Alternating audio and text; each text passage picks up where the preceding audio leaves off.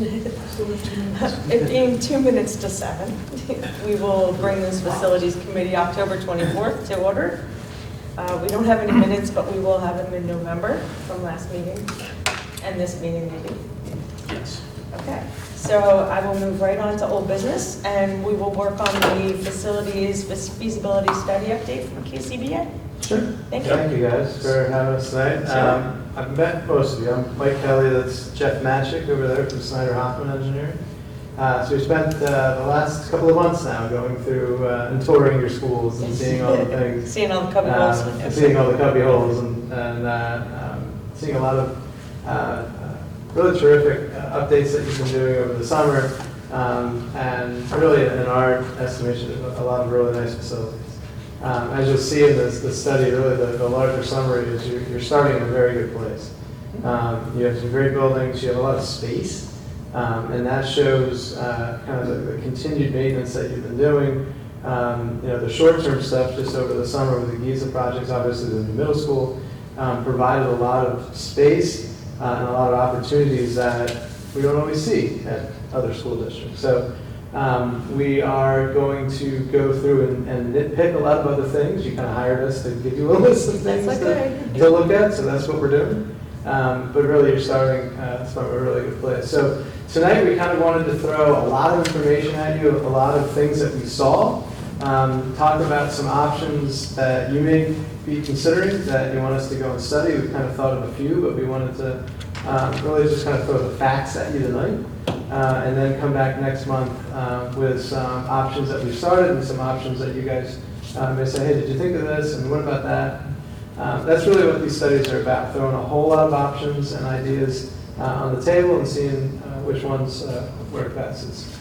It's free to study every option you want, so let's do it now to make sure that whatever is chosen and whatever you decide to move forward with has been properly vetted and thought through. So I'll kind of fly through a little bit of a presentation we put together tonight. This is, we always like to show this to talk about the study because it really is about two different things. The operational side of the building, the bricks and sticks and windows and roofs, those are all things that obviously Jeff and his team along with us have taken a look at from the building side. But these buildings are schools, so they need to function as educational spaces. So we're looking at things like curriculum changes, capacity studies, flexibility, and how technology is integrated into those spaces.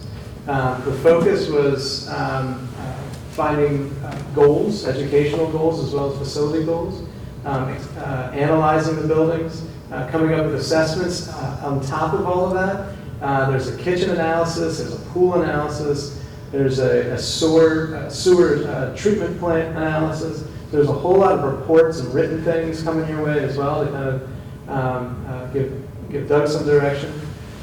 We looked at district athletics and venues. And then, as I said, next time we come back, we want to start to talk about some recommendations. So progress to date, we've walked through all of the schools. We've interviewed all your principals, a lot of directors, curriculum, Dr. Roche and Dr. Farina. We're still meeting with food services and the wastewater treatment consultants are coming back again to kind of finalize their things. So there is still some work going on even in the interim here for next steps. But a lot has kind of been accomplished. The focus looking at the buildings, delivery of education, looking at all of the schools. Here's a map here of kind of where all of the buildings are between the two elementary schools, the north and south. And then a lot of your secondary education kind of in the middle. It's kind of perfect in a way. Everything's kind of spread out in primary and then comes into the middle for secondary. Some of the goals that we had heard from your team, again, was analyzing existing conditions and then planning out long-term planning. What should be done next summer? What should we be thinking about for 10 years? An emphasis of STEAM curriculum, that's STEM with an A for the arts. That is something that we heard from all of your schools about. The programs that you have are great. Space is a little limited. Wouldn't it be better if we had a little bit more space, a little bit more opportunity for some additional growth there? And then as we continue to say, prioritizing future improvements, you're going to see a lot of different ideas. Where do you start? Obviously, there's priorities with things that may be critical items, curriculum items. Money always comes into an option as well. You can't do everything at once, so how does that want to get budgeted with Dan's help as well to say, hey, we can do some small stuff now, maybe the big thing has to happen in a few years, or hey, with borrowing rates, let's do the big thing now, we'll do some small stuff later. And those are all kind of comes into that planning as well. What is 21st century education? I always like kind of showing this to say, again, kind of getting a set, what's changed? What's the difference in this 21st century, which is 22% complete, by the way. We're going to start talking about the 22nd century at some point. The workforce has changed, the way we teach has changed, so our buildings have to be adaptable to these changes. So some of the kind of cheesy slides that we show is, the workplaces of the past. No one would want to work in a place like this. So kids don't want to be taught in rooms like this, where you line them all up and you just lecture at them for hours at a time.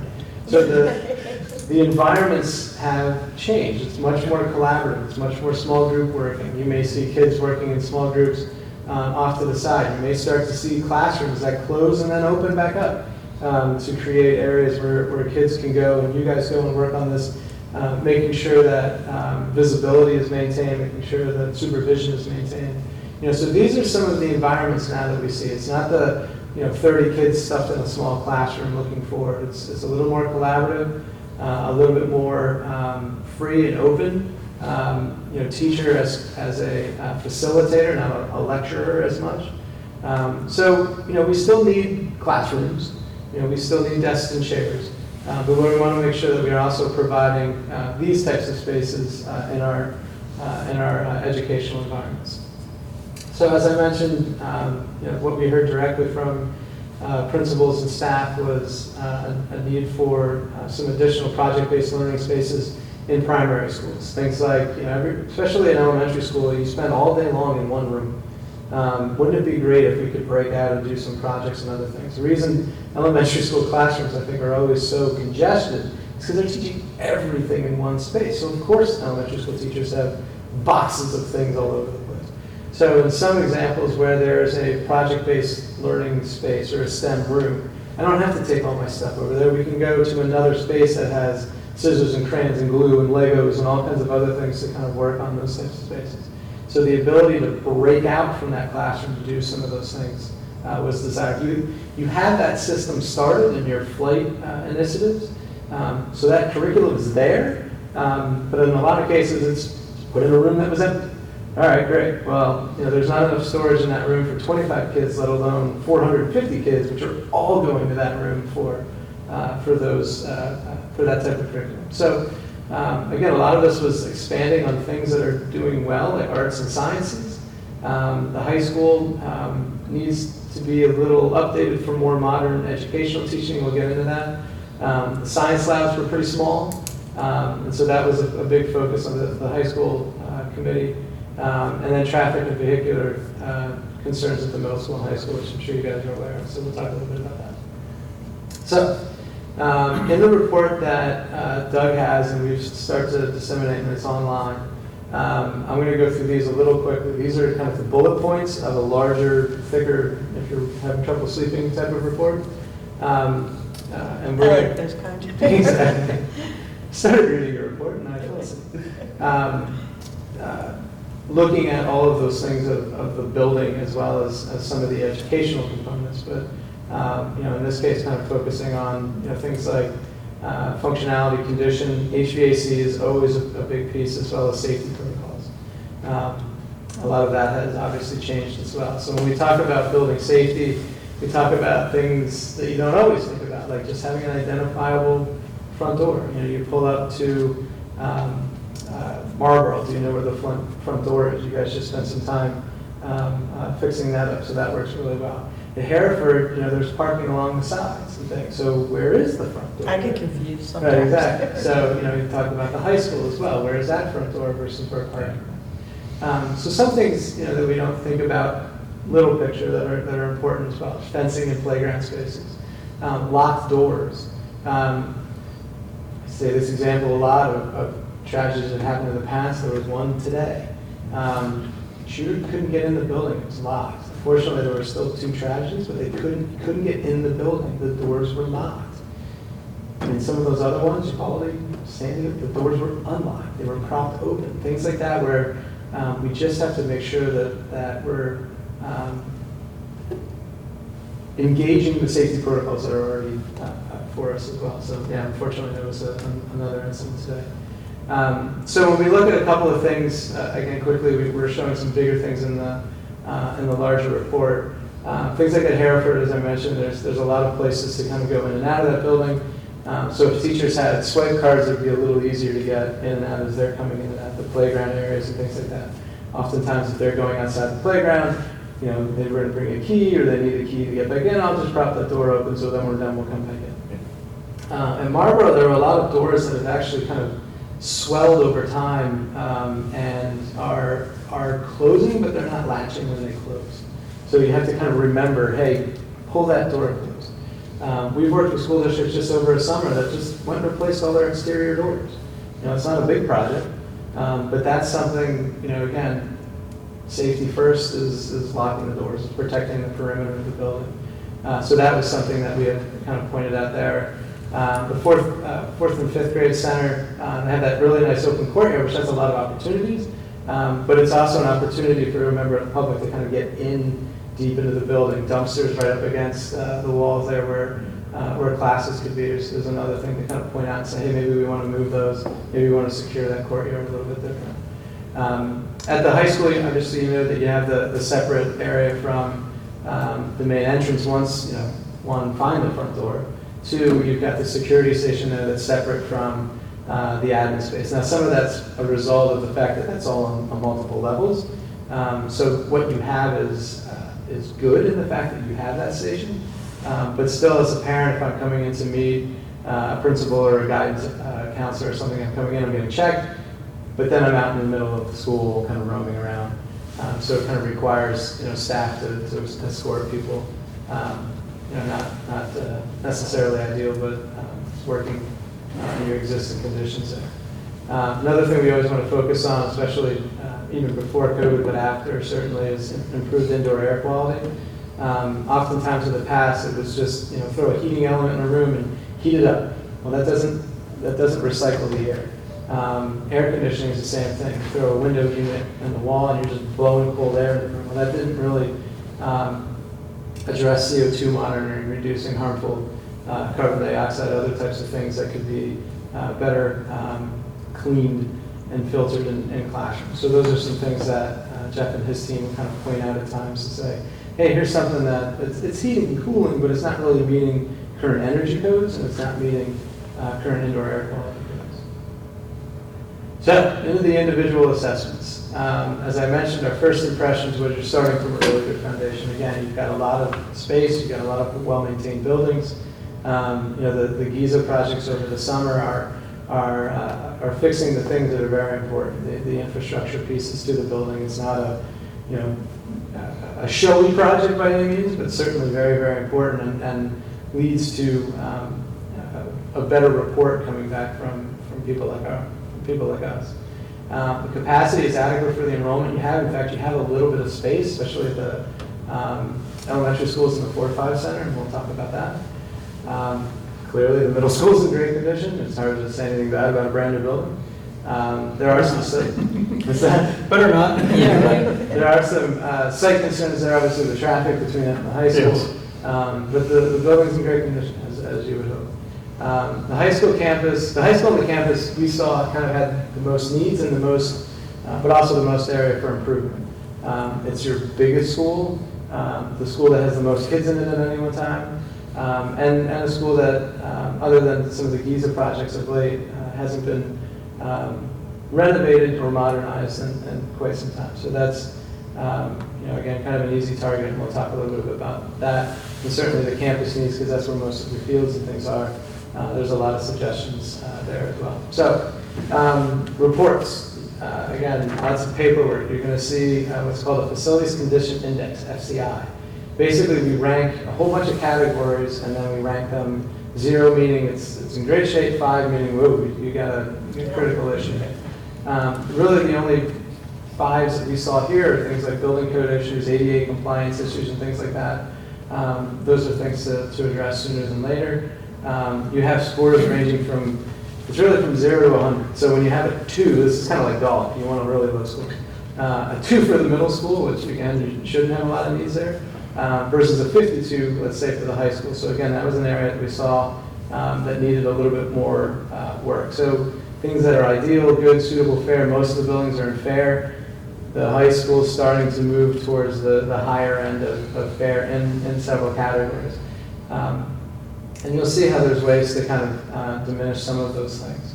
So when we looked at the scores, we found, again, the middle school is a 4, not a 2, we gotta change that. The high school at, say, 52 was, again, in that fair range. We did do a test and saw that if we, before the GIZA programs, you would have had much higher scores, negative scores in mechanical and air distribution, things like that. So the score of a 52 is down from 60 before the summer. So while we were evaluating the buildings over the summer, we're like, all right, to be fair, when we're presenting this, these things will be completed. But you can see how, just replacing some of the units that you did really worked out really well. Now, what you do see in here in the categories of site issues, exterior, interior, and mechanical, electrical, plumbing, that's what MEP is. So there you can see, that high school score came down for MEP, but the interior work, things that we're going to talk about, not only code compliance wise, but educationally wise, those are things where the high school scored a higher score than other things in other buildings. And again, that's just going to come to modernizing high school education, as well as some of the code compliant issues there that just haven't had time to be addressed yet. So again, we'll give you a whole report of things to work at for each building between 3 to 5 years, 0 to 3, 3 to 5, 5 to 10, and 10 and above. So I have some copies, and we have that to look at as well. Again, most of this is some critical things like, fix the doors at Marlboro. So we've kind of written those things in, but a lot of it is going to be some long-term, hey, this is in good shape, but in 10 years from now, you may need to look at the cooling tower at the 4 or 5 center. So it's all good things to know that are coming way off in the future. So going building by building, we'll start with Hereford. And these are just kind of the baseball card stats of the building. Built in 57, you can see that there's been additions over time. We'll look at enrollment, we'll look at capacity. You've got capacity if we look at 25 kids per class versus 22 kids per class. So that kind of gives you a little bit of a range there between class size. So even at 22 kids per class, which is kind of where you want to target yourself, even though 25 tends to be the max, you're still only 81% full. So you've got space there. We did take a look at facility-wise. Again, once housed 875 kids, almost twice as many. Originally it was a middle school, so you end up with a lot of lockers and things like that, some oversized spaces like gym, which is nice.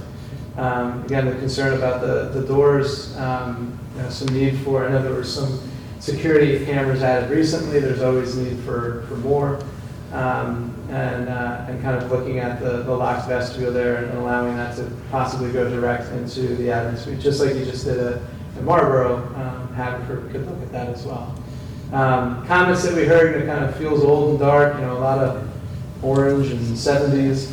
And again, that's fine, aesthetics is one thing, but being able to have in a corridor like this, when you have a lot of lockers, what you don't have is a lot of celebration of student work, art and public spaces, things like that, where you just kind of make it feel a little bit more like an elementary school, which there's something nice to that. And those are kind of the easy aesthetic things to kind of look at, while looking at some of the bigger picture items as well, which is a little bit more like mechanical, electrical, plumbing things.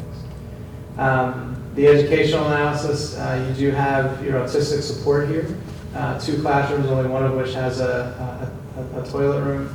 A lot of times now with emotional support and autistic support rooms, we're seeing de-escalation rooms, just kind of sensory rooms where a child that may be having an episode can kind of calm down, de-escalate a little bit. So those are things that could easily be included into an existing space there. We're going to talk a lot about learning centers, and that's kind of what you saw in one of those pictures earlier, of just having some breakout space outside of the classrooms. Desire to expand art and science and some of the things we had spoken about earlier. And some casework updates in some of the kindergarten classrooms. So I always skip over Jeff's stuff because it's just long and boring. But a lot of the summary here about mechanical and electrical items. A lot of times you walk into a space and you're thinking about the air conditioning needs to be replaced or some of those systems need to be replaced. The challenge is, in most cases nowadays, so does the electrical work in which to run them. Those don't meet code either. So fire alarm system upgrades, LED lighting, those are kind of easy things to think about. But the challenge and the cost with some of these HVAC upgrades recently is to bring those up to code. There's a lot that goes with it. It's not just switching out a mechanical unit. It oftentimes is electrical pieces as well. You can see the items here, like the sink that's not ADA compliant. So you have a lot of those kind of throughout the building, just making things handicap accessible. And then we provide some issues here for water as well. Obviously, having on-site sewage treatment facility. As those reports come in, we'll share them with you. Everything sounds like they're running well. It's just an old system. A lot of times it's as much maintaining the system as maintaining the one guy in the district that knows how to maintain the system. Be very nice to him, because there's not a lot of people that know how to do those things anymore. So that's something that we'll provide in those reports as well. So we provide a summary for each of these as well. On the educational side, just kind of looking at modernizing the space, making it feel a little more, making the older middle school parts feel a little more elementary school. That's the cheerier elementary school comment. And adding more storage. Teachers always need more storage throughout the building. So some of the casework is just old and there's not a lot of it. So the ability to maybe replace that when we're looking at handicap upgrades and providing a lot more high-density storage for teachers. And then again, as you look at recommendations on the building infrastructure side, again, we kind of promised we were doing an educational analysis and an infrastructure analysis. You're seeing things like replace the 1975 switchgear. Well, yeah, anything that's original to the building, it's been 50 years. 47 years. I was born in 75, so I should know exactly how many years. It's time to start replacing some of the older pieces there. So we'll go a little quicker through Marlboro because it's kind of the same setup again. You see capacity-wise, there's space there. This is a newer building, obviously very different from the 70s and up into 91. You've already done some work there for providing the newer vestibule. So the building's in very good condition. But building in the 90s is 25 years old, 30 years old, and that's when some of the mechanical equipment starts to end its useful life. So sometimes you can get mechanical equipment to 20 years. If you're really good at maintenance, you can be 25. Doug's really, really good, so he's closer to 30, but he's only so good. It's time to start looking at those things that are starting to get beyond their use there.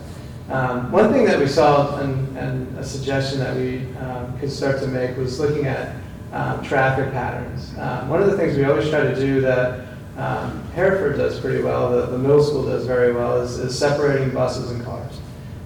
So here at Marlboro, we have a really nice bus entrance, but it's also where parents are coming as well. So if we kind of very clearly show buses in and out, kind of coming in the back maybe, and bringing parents in and out. I think that's in only now, but maybe one suggestion could be, hey, let's bring parents in off Gravel Road right to the front door. Parents are a little harder to train than bus drivers, but maybe that bus loop then is just everything in the back.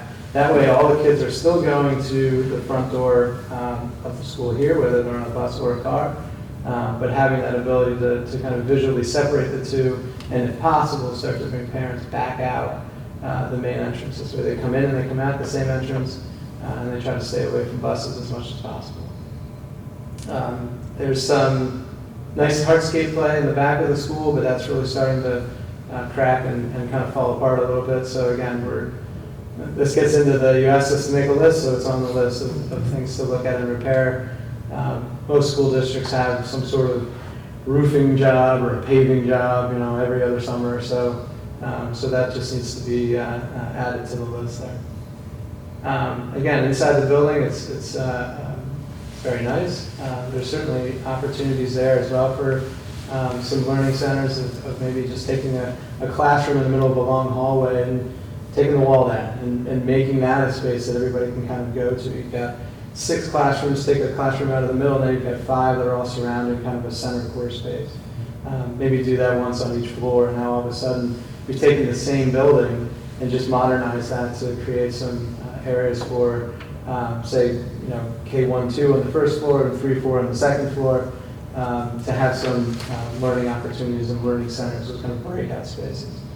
What a kindergarten or first grade is going to do is very different than what second and third, I should say, would do. So that might be some opportunities there, again, just in the space that you have. Long laundry list there of HVAC and electrical. Jeff, if there's anything that's critical, you can yell at me. But again, most of the stuff here is 25 years, well, 20 years newer than Hereford, so you're starting, again, a little bit of a better place there. One thing on those, you Yeah. keep seeing fire alarm not being code compliant. Don't be scared by that. The codes have changed in the last few years, so they require voice. It doesn't mean it doesn't work. It doesn't mean it's not a fine system, but if you get into a major renovation at any of these schools, you'd be required to bring it up to current codes then. So if I saw it, I'd be concerned, but it's not a Thank concern. That's a good specific one to dive into too. Building-wide announcement systems are really important. That's a security attribute as well. So while the fire code now is saying that has to occur, another reason to do that, so New Jersey passed that years ago, and we started to do it in Pennsylvania before it was required because it came with that type of security enhancement. Now it is required, to Jeff's point, if you're doing major work in a building. But those are things, another reason to consider the upgrade of some of those, or at least provide another way to make sure that anyone, anywhere in the building can make a building-wide announcement. A teacher, a lot of times you have issues if it's a two-way radio. Hey, there's something going on. Well, who's the other person on the other end of that? Do they have their radio? Or are they We're not? on there. Right. Going back to some of the security concerns, and they've been in a compromised position where now the one person to make that announcement can't make that announcement. Well, everybody should be able to just go dial, star 123. Hey, run. If you're on the east side of the building, go, or lockdown on the west side. So that's an important security attribute as well. You're also seeing fire protection in any of the systems or any of the buildings. So that's sprinklers, obviously, in the middle school as a new building now. Those are all pretty much required. It's hard to build a school nowadays without sprinklers. It's not required by code, but again, if we look at a larger building improvements, those are things to start considering as well. So the recommendations here, again, a little less severe than Hereford. Increase of STEM spaces. Everybody, it was all comments of, hey, these programs are great. I wish we had more space. Not, this is bad. We'd like to make what's great even better. So those are all, again, kind of positive attributes there. So the 4-5 center, this is a fun one. The capacity here is even as a lower number here. You have a lot of space here because if you go back and look, the other schools were 85, 90,000 square feet for the same amount of kids. This is 140,000 square feet for the same amount of kids. So you have half of 4 grades in one building and all of 2 grades in another. So essentially you have 3 equal buildings. That's going to come into play when we talk about some options in the future. But all of the enrollment for both elementary schools and the 4-5 are pretty much the same. This is just in a much larger building. Again, because it used to be a high school, and it was a middle school, and it's a 4-5 center. So it's been several things over time, and schools can adapt, but buildings of that vintage are harder to adapt. They're built solid, which is good, but that makes it bad because it's hard to adapt to those types of building construction. So some of the facilities concerns here, again, I showed that one slide earlier about the courtyard and the dumpsters up against the building. This wall was added a few years ago for the ramp. Some of those outside walls are failing just in the way they were constructed. And you can see a lot of deterioration at the top and some efflorescence on the brick there. So just repair of an older building, but also repair of a wall that is having some problems there. There is some asbestos present in the building, so any type of, again, major renovation would have to address those things. A couple of areas that aren't ADA compliant, like the stairs at the auditorium, and some, again, it was built as a middle school, so you have lockers in the corridors and things like that. Some of the work has been done internally, so that definitely has brightened it up. Thank you. What's that? Thank you. And you can see that in the kind of the two-story core of the building where most of the classrooms are. And then kind of the other parts of the building over here by the main gym and the aux gym and the old science rooms are just not being used. So you cleaned up some nice areas where most of the kids are. This is the courtyard I was mentioning earlier, and you can kind of see the gate. Again, as a pedestrian, I can get pretty deep inside the perimeter of that building before anything physical stops me. So this was a suggestion, just see whether it's a fence or anything like that. It doesn't have to be 80 feet tall and barbed wire. If you have something that's there and someone is climbing over it, now I'm creating that perimeter, I'm creating that visual deterrent. And if you see, even if you don't know what's going on in the building, you see somebody jumping over a fence, you're like, well, wait a second, why is that guy jumping over there? So that kind of fix we thought was something to consider. The kitchen area is there. We mentioned, hey, do you move dumpsters closer to the kitchen? But that's kind of where some of your front door parking is. Well, maybe the dumpsters move over a little bit more in the corner. Have the gate come across and create a little dumpster area here for dumpsters. So it's a little bit further away from the building, a little easier for the trucks to get to, a little bit of a further walk for kitchen staff, so they might not like that. But again, as a security concern, we thought it'd be better to kind of move them away a little bit.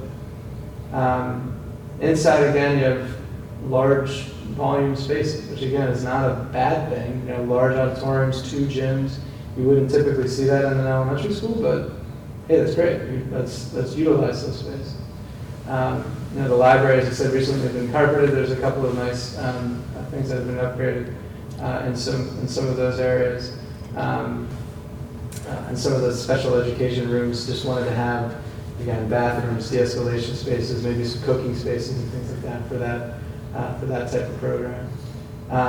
Here you're going to see older systems. You're going to see murals that go to the floor and things like that that aren't to code, just again because it was built in a much older time. The plumbing fixtures are in fair condition, but they're not ADA compliant. So again, any type of upgrade here would require some work on handicap accessibility.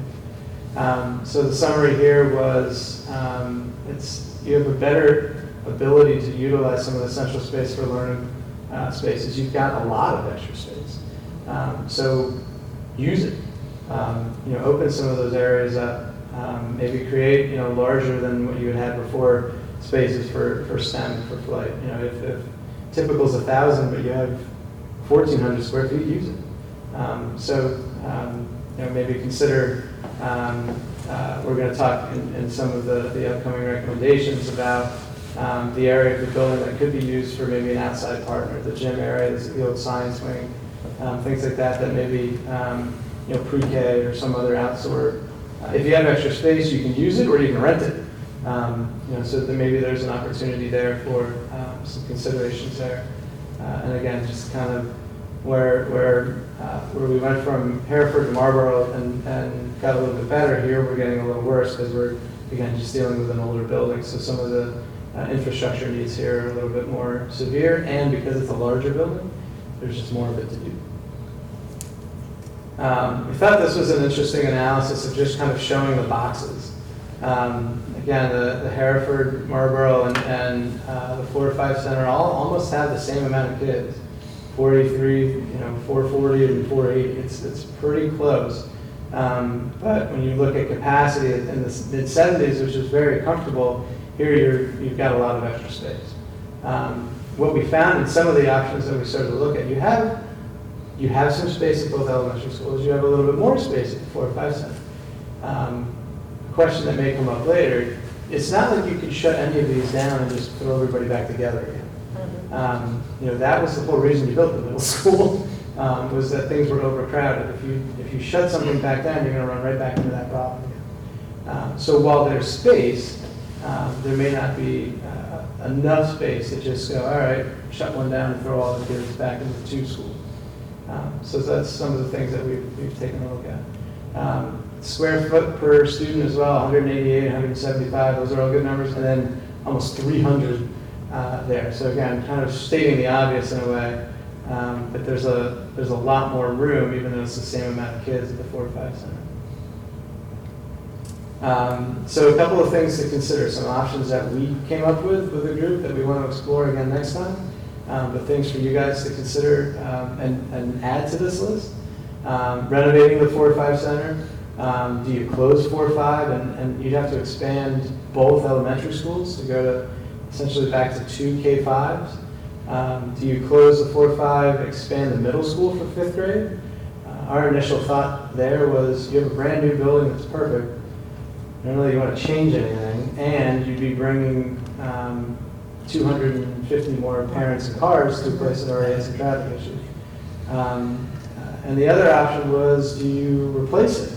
What was an interesting idea there was you've got land behind the 4-5 center. If you replaced it, it doesn't have to be a 4-5 center. It could be a K-5 center. So if you build it as a third equal, you'd have 3 schools all at close to 500 students. That could all be K-5s. Or you do build it as a 4-5 center.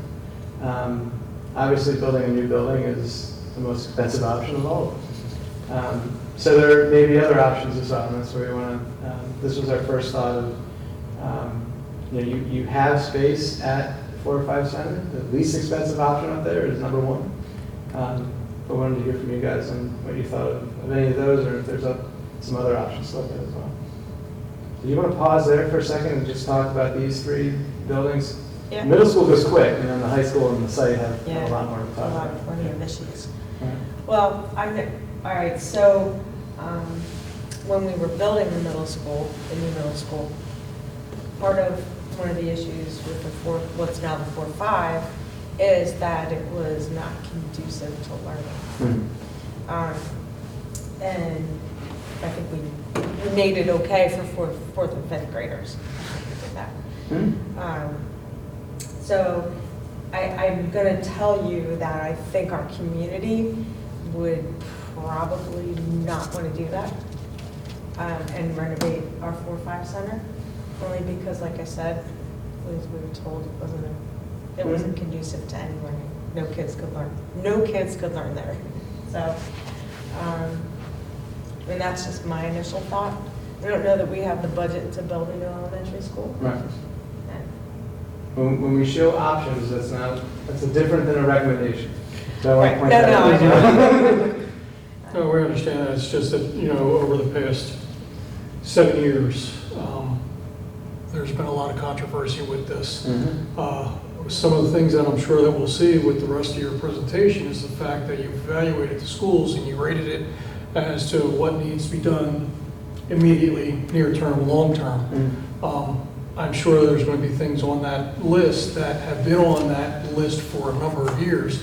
And this is nothing against Doug. This is something that he inherited it because one of the arguments when they built the middle school was, and this is actually what I said, I'm not against building a school, but you have to have a comprehensive plan for the district because we had so many issues with the other buildings. This building here was originally purchased to become a kindergarten center many years ago. Yeah. So I can tell you now, any talk of, not that I'm against it, any talk of renovation to any of these buildings is going to cause an uproar in the community. I can tell you that now because it's going to cost money. Yep.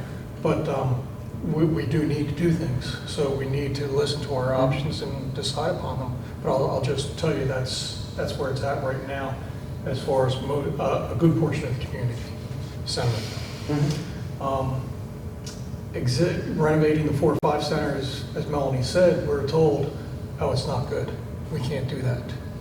You know, and there are some good reasons, bad reasons for that, such as, you know, the asbestos, but that's in all the schools. And you mentioned that there's property where we could build. Yeah, all the fields Behind them, behind where it. the fields are. I didn't think it was that big. It's pretty big. Yeah. It's There's a pretty lot of big. open space back there. The sledding hill. Let's show you middle school sports are playing, which is another issue, we're gonna get to that. but Yeah. We somehow. know. We know that. Yeah, I think, and obviously we weren't part of the discussion for evaluating that building. As I said, having the middle school is a tremendous value, and it changes the narrative of this, saying, hey, you guys are in great shape, what do you want to do?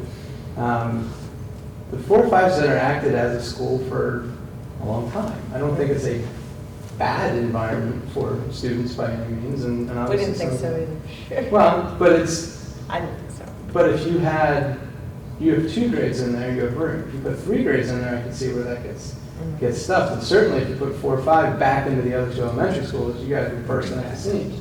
So whatever it was, you know, it was a school that needed to be built, either a 4th elementary school or something like that. So, you know, building the middle school at the time, which you did, hey, great. That was again, it put you in a better position than if you hadn't, certainly. Right.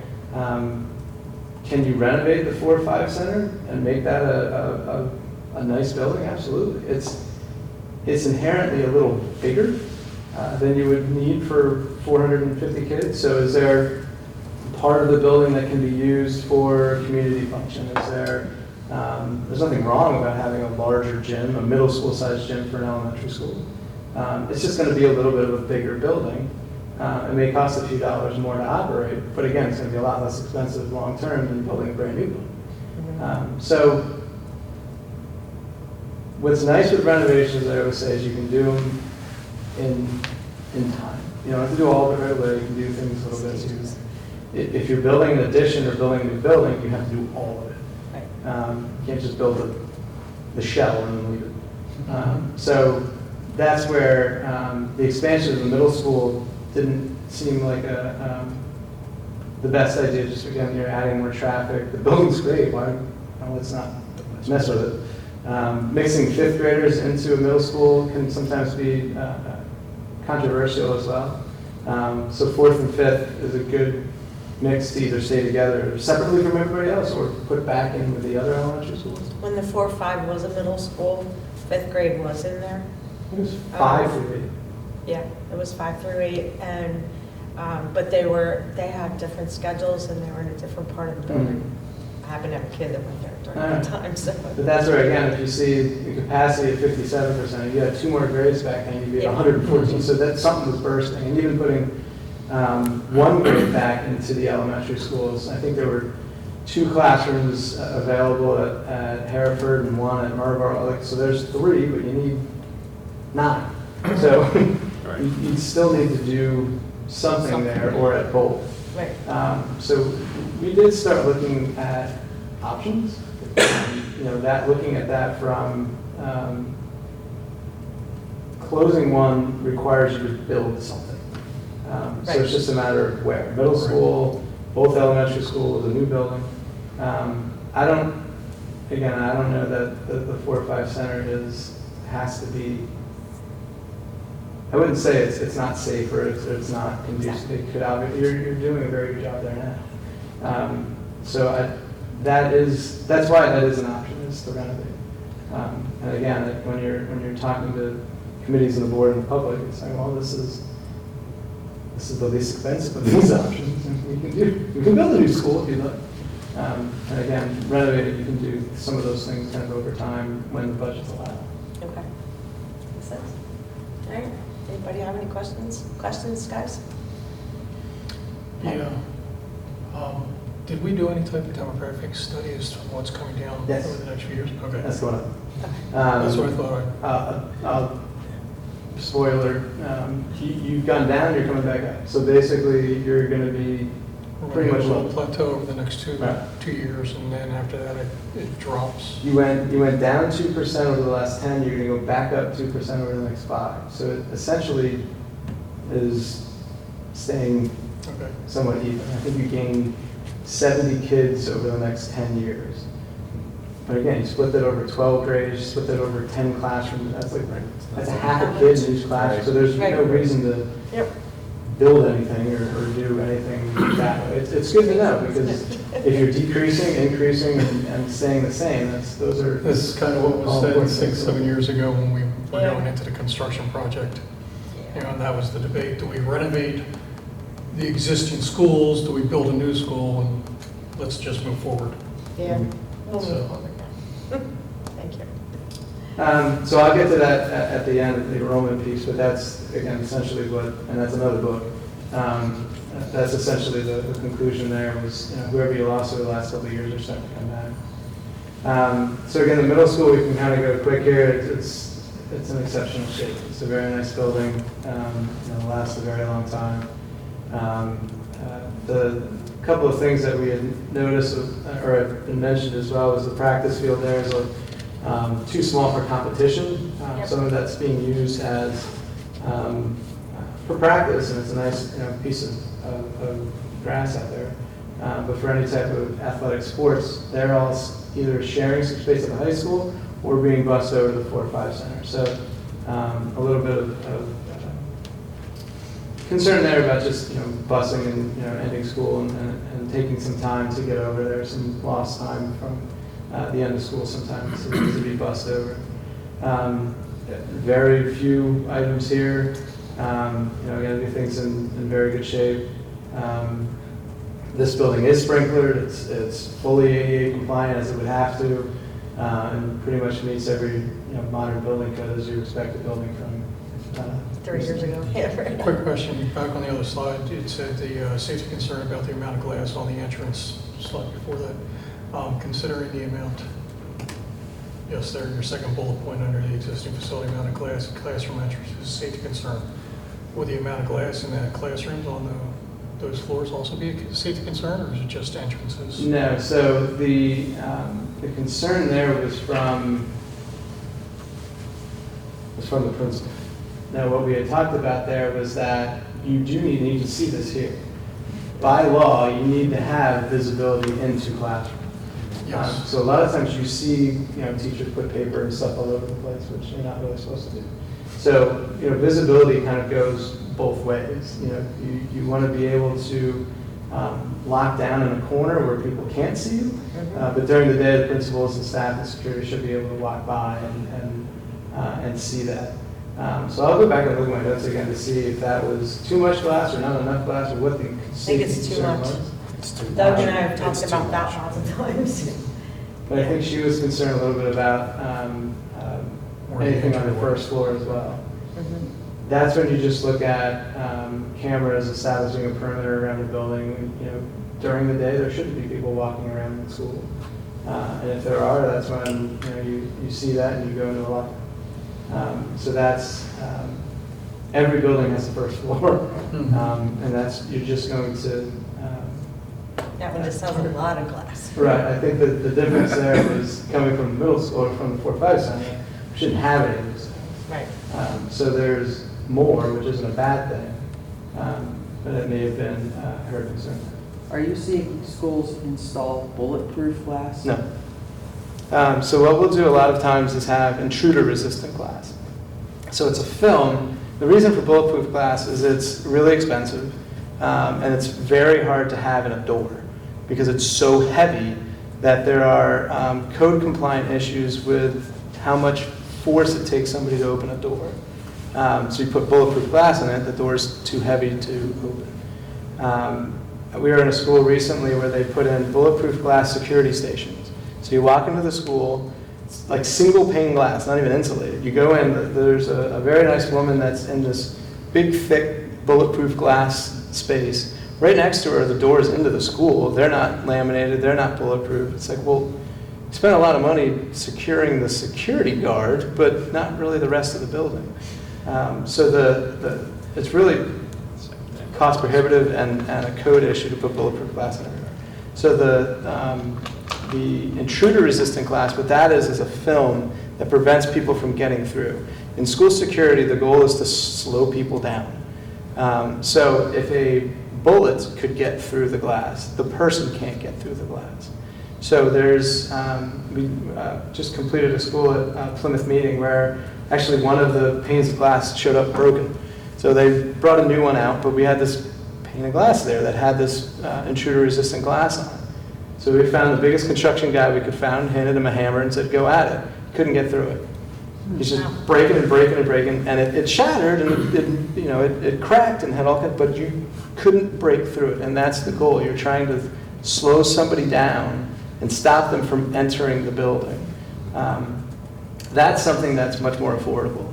So we'll have that typically in all of the main entrance doors, the vestibules, things like that. You don't see it. It doesn't weigh anything. It's actually the same thickness of glass that you would have in a typical door, but it's a laminated sheet in the middle of that again prevents a person from getting into the building.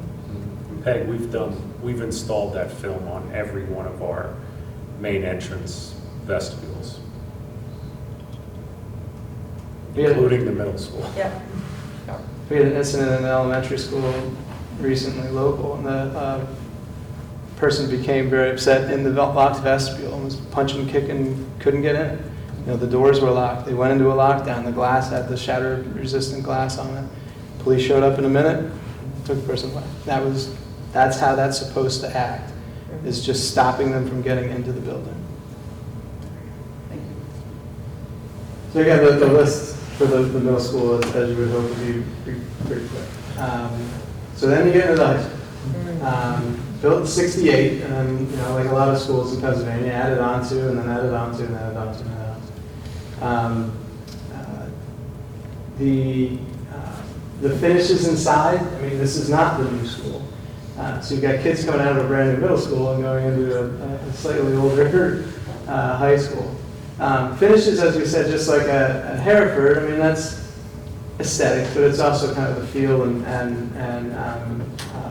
just feeling of the overall building as you walk through that.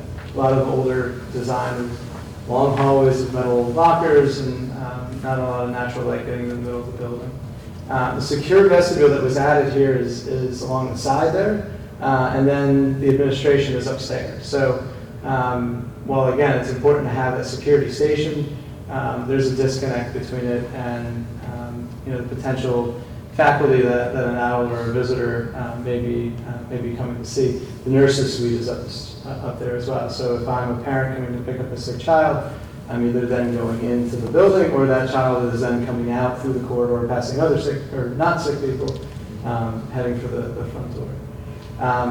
The cafeteria is small. I didn't know the cafeteria had been added, but when that expanded, so did the food service, so it just kind of pushed everything with it. So you didn't really gain a lot of capacity there. Casework, things like cabinetry and stuff like that, is just some of it's original to the building, it's just old and falling apart. There's a significant amount of masonry failures around the outside of the building, especially in the little kind of rib things that are sticking out in some of the areas. Those are just areas where the brick is failing, and we worry about things like water infiltration. You get a rainy day, you get moisture in there, and then 2 weeks from now when it freezes, it's just going to start popping more brick. So water always wins, and if there's holes in your wall, it'll just make things even worse. The nurses suite is interesting. It's an odd layout and very, very small. So again, as nurses suites become less about triage, kids hanging out, and more the working with students on taking medication and things like that, being able to have spaces for that doesn't really work with the layout that they have there, which is very compartmentalized and almost like, you don't feel good, let me throw you in a small cell and keep you there until you feel better. And we had noticed some dehumidification issues in the building, and that just kind of goes hands in hand. We don't talk about that N word. And that's just with some HVAC concern. So this here on the left, I was going to show a few things that we look at. So you've got a door knob that's not ADA compliant, and it's also not as robust of a locking mechanism that we'd like to see in classrooms. Again, if number one is locking down in place, being able to have something that's very sturdy that a teacher can lock from inside the classroom rather than the outside. Oftentimes as well, we tell teachers they should just always fail lock anyway. Don't unlock them, just always have them locked. That way when they close, they're locked. So that's not only a security potential upgrade, but an ADA compliance issue. Vision panel that's blocked, that's kind of an electric thing that's happening, but that's, again, that's in the door. The way the building worked before, and Jeff will correct me if I'm wrong, they had it kind of blow in air from the outside and then it went into the corridor. So that's how the corridors were conditioned. And then that air would go up into the ceiling of the corridor, which again is all things that you really aren't allowed to do anymore as far as indoor air quality and indoor ventilation. So that's what that louver serves now. Again, it's also something that's not very sturdy, and we saw that in a couple areas. So that's kind of an easy thing to get through to get into a classroom.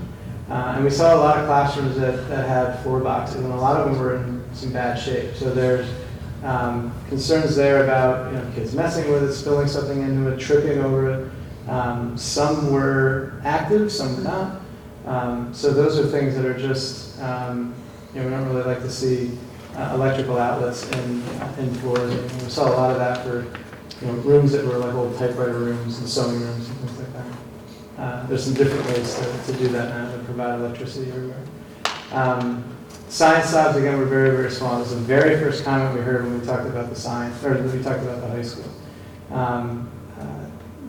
A lot of times in these spaces, when they have desks and lab tables and spaces that are already a little too small, they just feel even smaller. So trying to create areas that are a little bit more flexible, one with furniture, but also with space.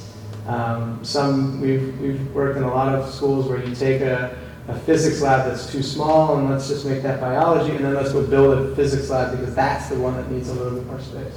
So it's not that the ones that are existing can't be utilized for another purpose. It's just there's not enough of them, and the ones that are there are too small for some of the senior level academics that are going on in those spaces.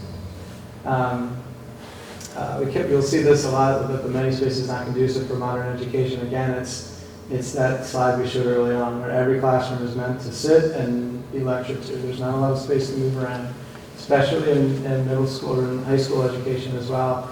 A lot of it is laptops, a lot of it is moving around. we're going to work on something, then you and I are going to go and sit in the hallway. So a lot of kids sitting in the hallway doing work and just backs up against lockers and things like that. So having those types of breakout spaces are important. We're seeing a lot more of that now as the educational platform and curriculum changes to something much more collaborative.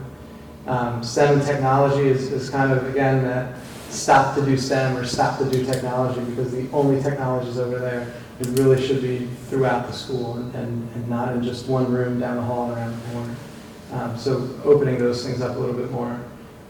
Special education, they call them independent living areas. Some of those have been added and upgraded in the buildings, but there's some additional upgrades that were being sought for as well. There's a life skills room that's right by the band room there that just kind of has a curtain that separates some areas for sensory rooms and students that may need some help using the restrooms and things like that. Again, corridor's kind of lacking that feel. I mean, that's kind of a dark, that's with the lights on, kind of a dark space. Students aren't using lockers too much anymore. We just built a new middle school where we have lockers for about half the kids, and they just sign up if they want them. But most of the hallways, and so you have some areas of the school that have them, but other areas, especially where the academics are, there's more transparency in the classrooms, there's more areas for pinup space and things like that, a little bit more active spaces in the hallways. Music spaces were, again, a little small for the size of everything that's going on in those programs. From some conversations with the principal, jumping as a ninth grader right into the middle of a very sprawling building. It'd be nice if there was a way to kind of accommodate ninth graders in one part of the building, maybe a little separate from everyone else. Athletic spaces, the Ox Gym is getting beat up. It's actually a very nice space, but they're utilizing some of this for like baseball and track and field and stuff like that. So they're starting to just kind of beat up the floor. Varsity volleyball is one of the reasons they put in stanchions in the middle school, because there are no volleyball stanchions in the gym floor. It was being refinished when we were there, the gym floor. And they said, this might be it. This is the last one. Yeah. So it'll do well for a while, but you're looking at 3 to 5 years. That's going to need. I don't know that you can stand that again.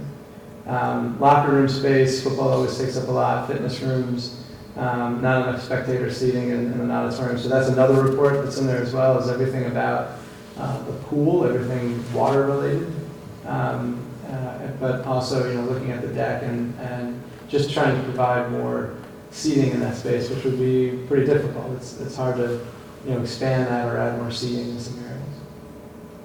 But you're very fortunate to have a pool in your high school, and a lot of schools that don't have that, wish they did. A little bit of a longer list, certainly, than the middle school.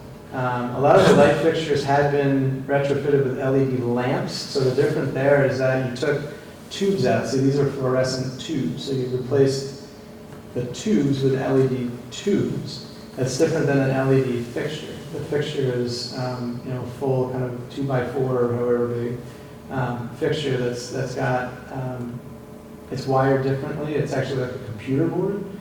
So some of those fixtures can last 15 years. I mean, they last a very long time versus the LED tubes, which will use up a little less electricity, but like fluorescent tubes, you may have to replace them certainly more often than every 15, 20 years.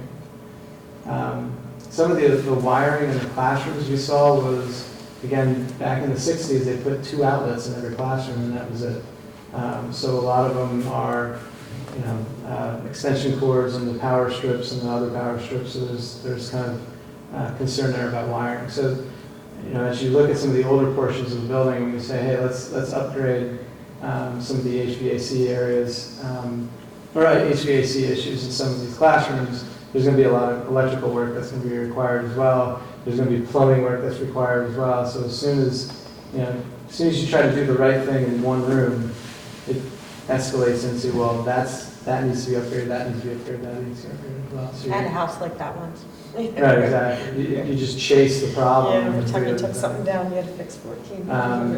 So again, plumbing fixtures in fair condition, but not ADA compliant. You can see that with the nice blue tile work here with the with that there. So some of that is, one, it's not ADA compliant. Some of it is, we don't really see water fountains anymore. It's all water bottle filling stations.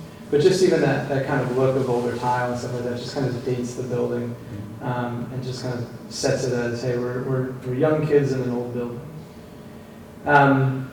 So a long list of things to think about here as well, kind of the upgrade of interior finishes, creating more of a student-focused areas throughout the school. So less lockers, more areas, and you have the space.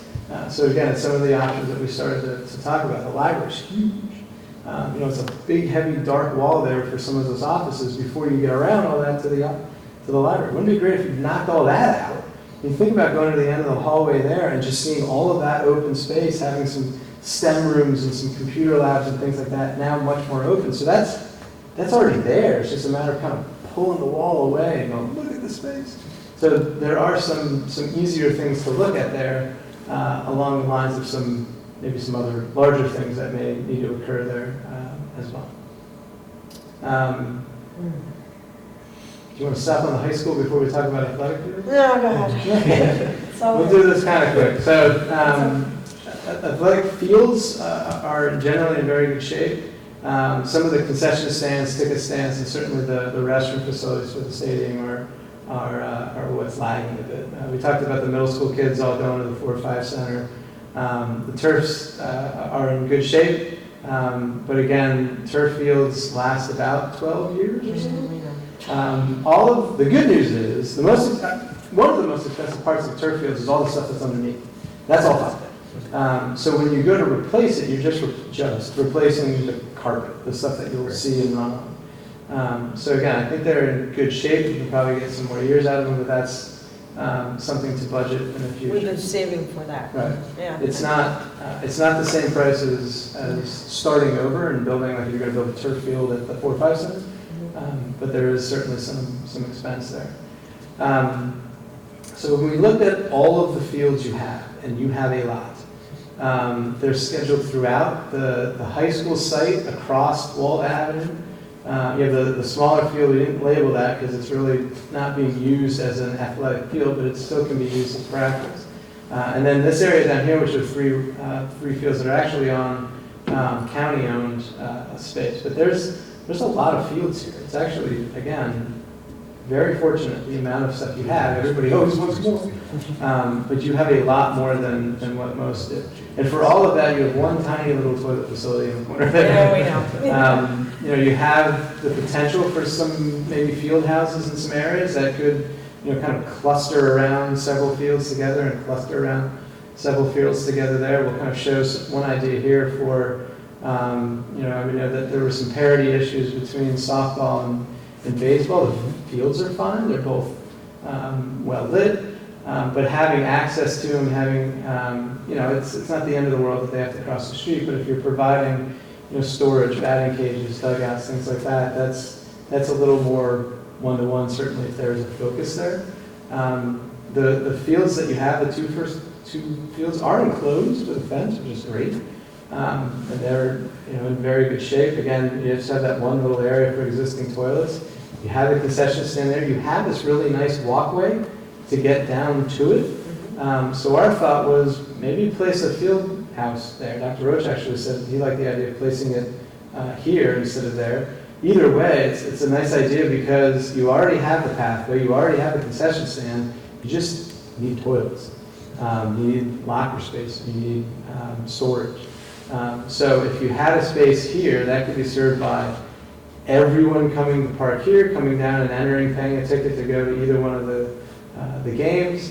If I'm going to a baseball game, I can utilize the facilities as well. So you've got a bunch of fields right here that can all circulate around that one. And then another one over here. You've got the parking. So you park here, you have an ADA compliant parking space. I can get into an ADA compliant toilet room. I can get into an ADA compliant locker room. We were thinking about, potential walkways from here to get over as well. So sometimes for seating, just having an accessible walkway can provide that, older person or person in a wheelchair with the ability to have ADA compliant viewing areas. See that a lot. You'll have an ADA compliant parking spot and then a big field. And the field, the baseball field's on the other side of a lot of grass. And they go, great, I can park, but how am I getting to the field? So you have the facility here already. Just having the parking area, just having that facility there and potential walkway, which actually could link up to the walkway that goes through the woods there over the middle school, which would provide a nice link for the middle school kids to come back this way. So again, you're starting with a lot of great amenities. This is just adding a little bit more to it, and obviously solving the issue of kind of a lack of toilet facilities, and then just some parity issues between what we'll say is the kind of right side, left side of all of those fields.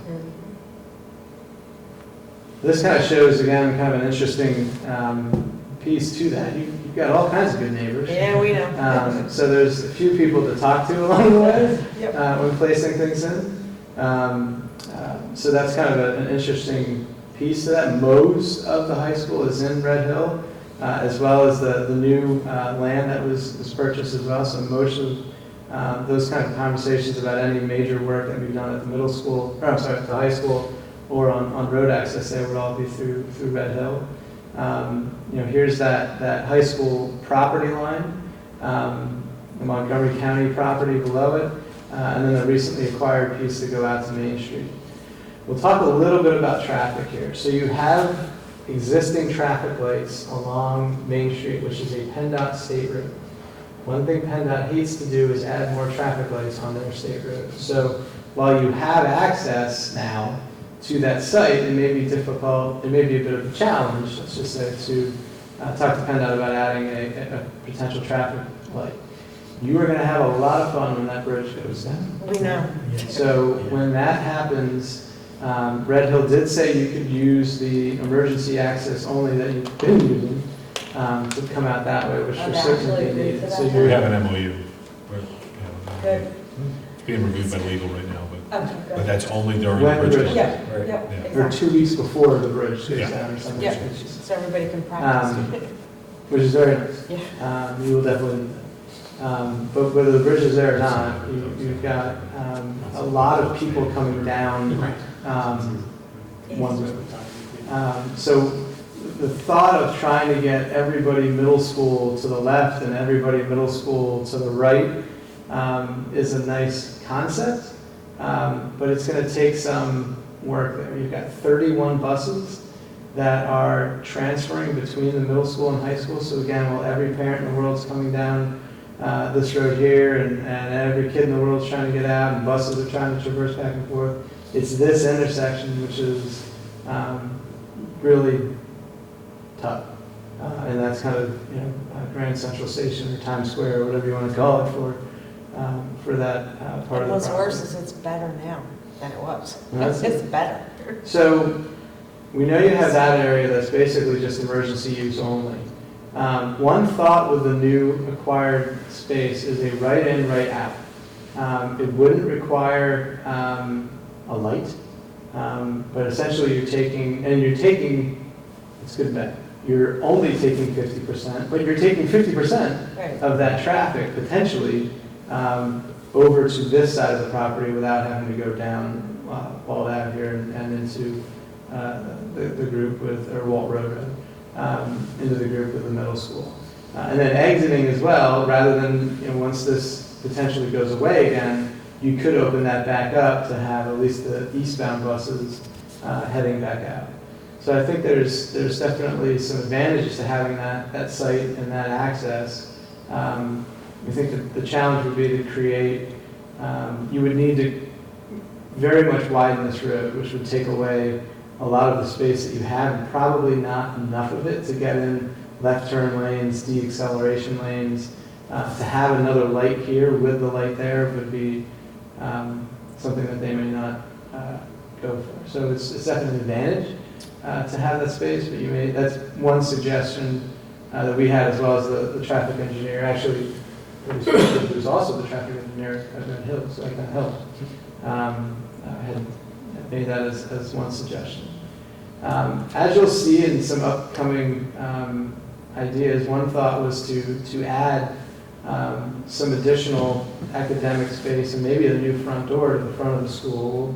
We'll elaborate on this next time a little bit. But if that occurred and created a little bit more of a front door to the school, you could start to push out and have more visitor parking at the front, a little more signs, everywhere coming saying, hey, I'm the front door over here. Have your bus parking out into the front of the zone like that, and have little trees and pathways and stuff. But try to get visitors and buses at the front of the school, and then, parents and staff and kids. It's the hardest part with the high school is kids drive. So you've got a lot of cars, and just keep those guys separated, just keep visitor parking and buses and everything kind of at the front.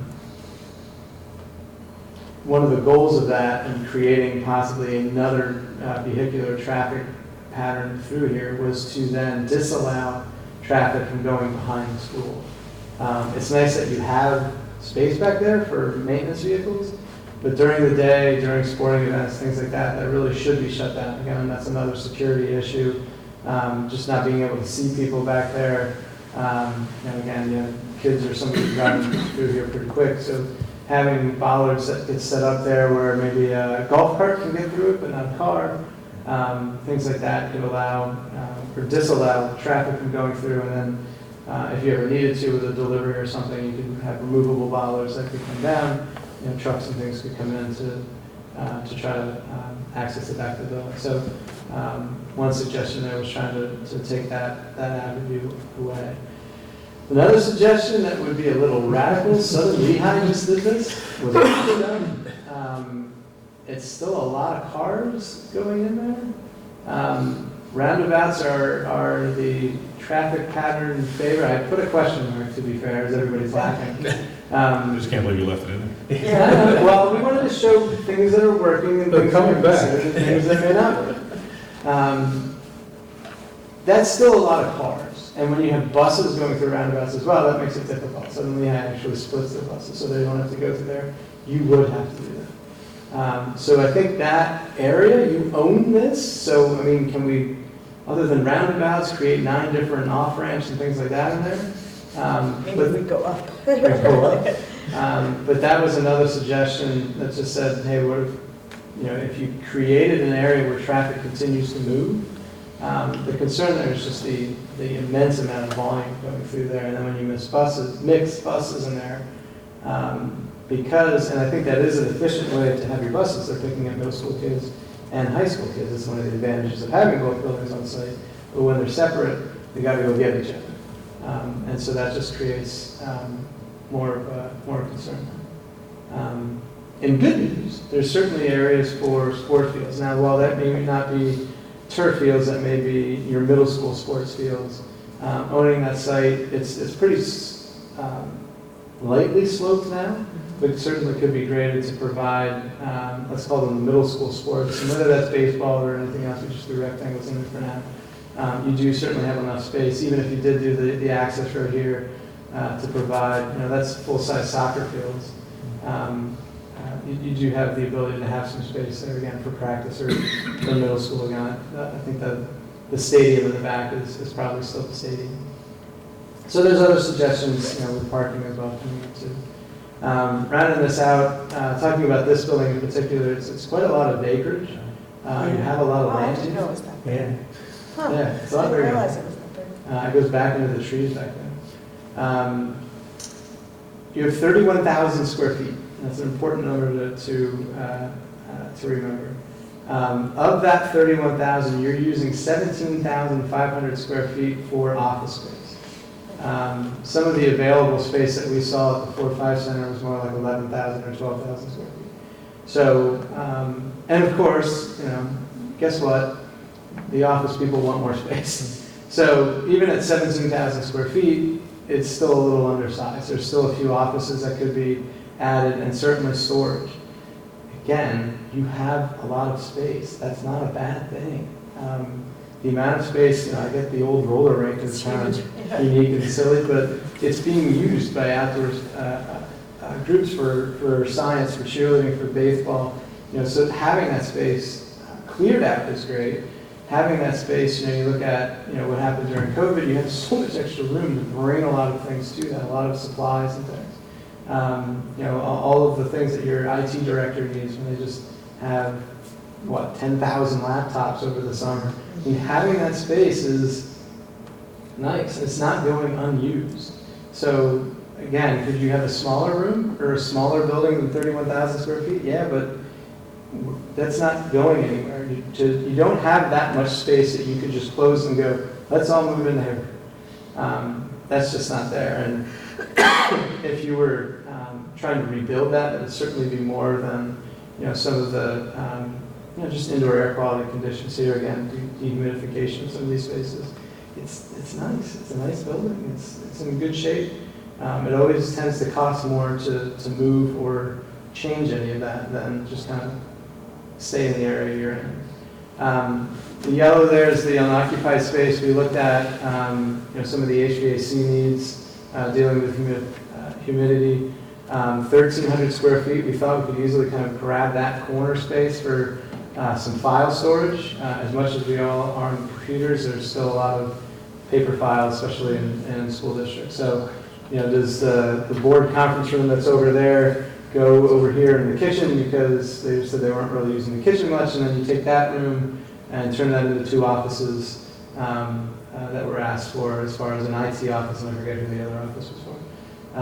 But that's an easy summer job to switch some things like that and reutilize the space you already have for extra boardroom space or offices. The reason, one thing I like about this too is for boards, you guys have that kind of backdoor entrance in here anyway, but then you have to come through this room to get to the kind of caucus room. Oftentimes you try to have that room before you get in here.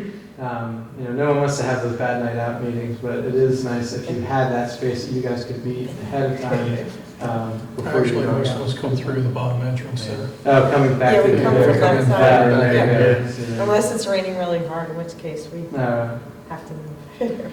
So in either case, I mean, that could move, these could be offices then, so there's point is there's space to be utilized, and not really utilizing the kitchen space there.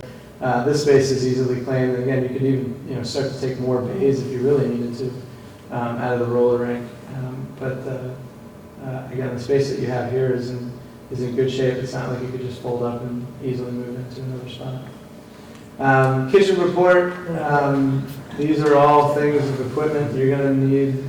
This is another whole treasure trove of things to spend a lot of money on. Kitchen equipment's expensive. Most of it is the dishwasher is leaking at the 4 or 5 center, so fix that or replace it. These are just kind of a list of things for Doug to kind of look at. Yeah, nobody ever tells us this stuff. Oh. Like, you can't get things fixed if you don't tell us. Well, right. Some of the equipment is just, Fixing everything in between Yeah, I meetings, so know, I you know. can't bring it up at this meeting or that meeting. so- Yeah, I know. they're all working well. Serving wise is something we look at. So in some of the schools that are serving extra meals, that's all working well. The serving ability to get to the serving areas are fine. We talk about how fast it is to take to get kids food, so they're not waiting in lines. And it seems to be going fine. And then it's just fix older equipment. Biggest complaint was the dishwasher combo at the middle school. I'll have to ask them what that was about, but At the middle school. the It's the craziest thing I've ever seen. the high school, what's it combined with? It's It a washes and combination washing machine dryer Oh, and dry. Oh, in yeah. one machine. And a deep fryer for chicken nuggets. And Right, deep fryer right, chicken, right, right? right. It's like a 7-hour cycle What? to wash and dry alone. It's, Oh, I didn't even know those things existed. Yeah. Set it and forget it. Set it and pile up the rest of the dishes for the next day. No, this is laundry. Oh, It's laundry. for laundry, Oh, yeah. oh. washer dryer. I was Washer thinking. dryer, yes. I was thinking That's- dishwasher that's- dryer. that's- Yeah, that's- that's It's what I was thinking. laundry washer dryer. Okay, all right, gotcha. This, for the high school, some of the equipment, again, some is fine, some is dated, some of the walk-ins, as they're saying, kind of peeling a little bit. There's another report of all of those things and what they could cost for eventual replacements. At the high school, that's where, having the ability to have a little bit more variety of location as well. So everybody's lunch, you go to the cafeteria. You don't have to. If there were other spaces throughout the building for grab-and-go lunches and things like that, that could spread students out a bit more, reduces the need for all that space in the cafeteria. If you're buying, the meatloaf special, yeah, you gotta go there, but there's a large percentage of kids that don't do that and have either pack or could have grab-and-go salads or grab-and-go fruits and things like that. That could be spread out throughout the building, and that would help. We're seeing that in a lot of high schools now, just other options than just one room, one space, one row of tables. That kind of helps spread students out again throughout the building. It's a little bit more freedom. And with that, at first can come some challenges, but I heard somebody say once, a ninth grader has never been a ninth grader. So when they show up, if this is how it is, okay, great. There's discipline problems and things that have to be structured. But once that's set, they're like, oh, this is great. We can go to that place or that place. It's the high school staff. It's all of us. They're like, we've never had this before. It's so great. But most of the issues in the students are like, oh, okay, that's cool. And over time, the staff and faculty go, all right, no, that is working out. So some of those things kind of alleviate the need for big cafeterias or certainly expanding that room again. Last thing is an auditorium report. Overall, the pool was in fair condition. There's a whole list of things to deal with, again, regarding the water. The pool shell had some cracking. But otherwise, I thought that was fine. They did give a price, and I'll show you in the piece, for essentially redoing the entire guts of the pool. And you can see that's where it gets into $1 million type of pieces. But those are things that can be done, again, slowly over time. And the pool's got quite a long time before anything that substantial would need to be. So in other words, if we have the insurance paid up, where's the dynamite? Right. I'm kidding. So the enrollment study, as we said, the best for last. 66 less kids over the last decade, which represents a 2% reduction. So you'll start to see those numbers there, going from 3260 to 3190. But here comes an influx of potential students coming back. So they're looking at 174 more in the next decade, which is essentially a 2% increase over 5 years, 5% over 10. So over a 20-year span, you'll gain a few. But again, you have space, and it's not a reason to do anything, So, radical or different. I just have a question then.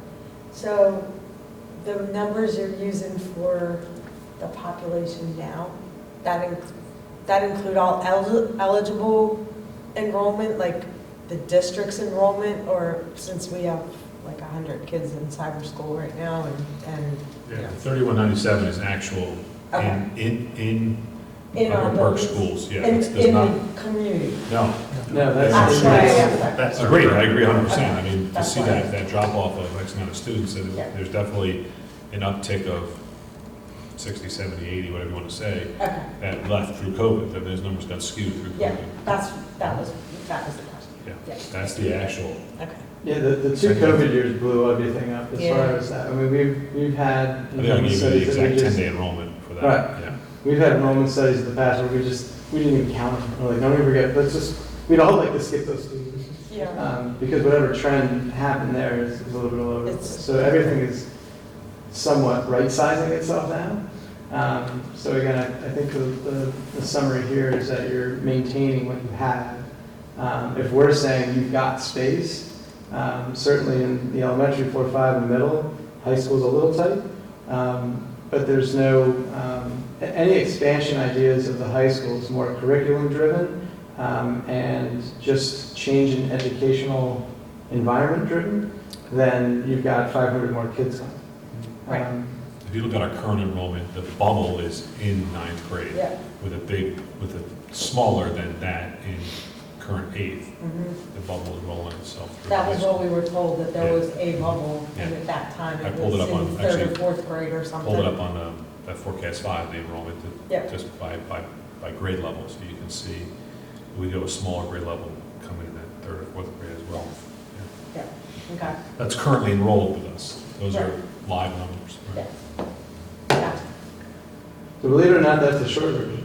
Yeah. So again, we wanted to kind of talk tonight about what we found. So that was a lot. It's supposed to be 20 minutes.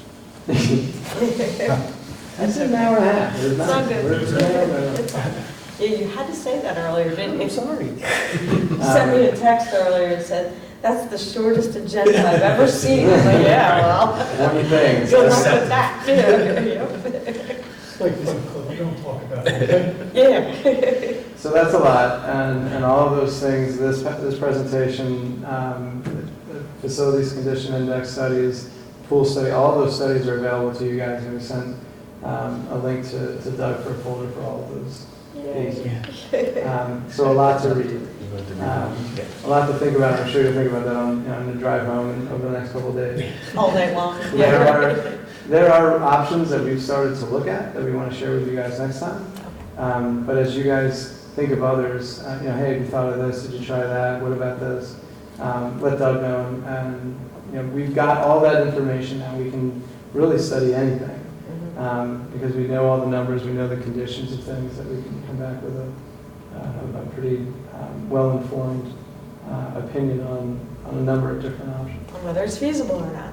That's a study. We Sorry. had talked about having this as an introduction and try to encourage the full board to come Yeah. to the meeting on the 28th, the next Monday Monday after Thanksgiving break Yep. to hear the options and Okay. different things. So I'll bring the to- coffee. To come to the committee meeting. Yeah, I think that's a great idea. For the next meeting, we want to expand it to like an hour and a half, just so we can ensure that we have enough time. You know, I'm Well, not well, opposed till to we're it. done, yeah, till we're done. I'm fine with that. Okay. I'm fine with that. This being the second meeting of the evening, it doesn't matter. Yeah, it Like, doesn't matter. Just Yeah, let it people doesn't know even that it's matter. gonna run, most likely run long. 2 hours. Yeah. Yeah, that's fine. That's I fine. hate to have you guys here longer and you here longer, but, you know, if we need to get it done, we need to get it done, that's all. Yeah, these are important topics. For sure. Yeah. They're monetarily impacting us for a long time. Yeah, and nothing is decided right away. And I mean, those are always important things to let you guys know, and certainly the board when they're on something. Like, we're not making decisions, and no one's voting on anything. This is just, here's conditions, here's some ideas, where do you want to go? And it's typically, in my experience at least, there's many more meetings of times and topics before anything. I agree.